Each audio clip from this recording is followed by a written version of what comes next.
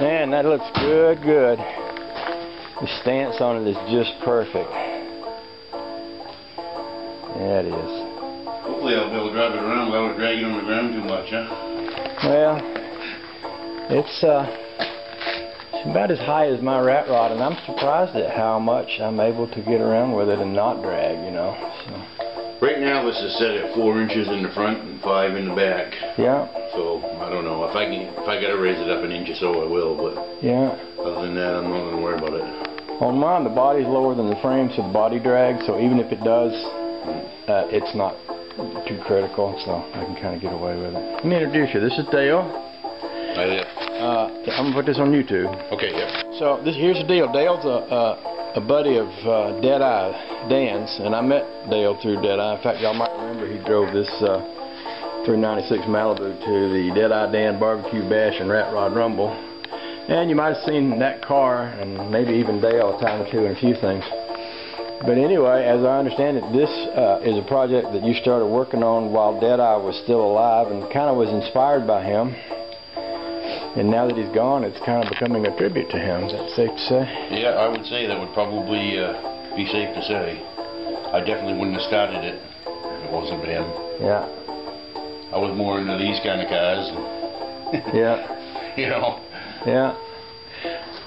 Sweet. But seeing him build his was pretty awesome. And you've just chopped the top on it. Yeah, I did. I chopped it without extending the roof too. Really? And it makes quite a job to get the roof post, the front windshield post slanted back to make up for the space that you need to gain in the center of the roof. Yeah. Normally when you would chop something like this, you would add to the center of the roof. Yeah. I didn't want to do that because I didn't want to make the roof any longer. Right.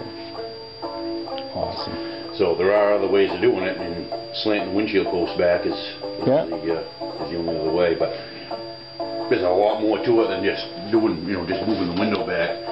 Everything has to go back and lay down so that when you put a windshield in, instead of using a windshield frame, there's normally a frame that goes in here on a hinge. Yep.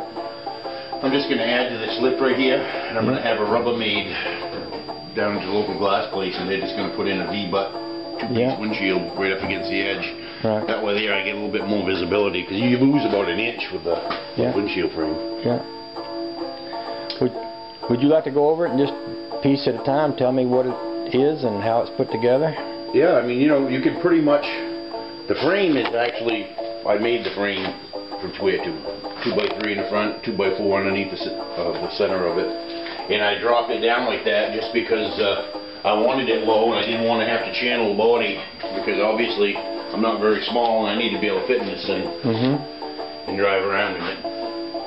That rear end right there, I think holds 250 gallons of 90 weight because it's been leaking for almost a year. It's still leaking. Look at the fresh fluid coming out of it. Yeah. I actually drained it. You may have struck an oil well there. I think I did.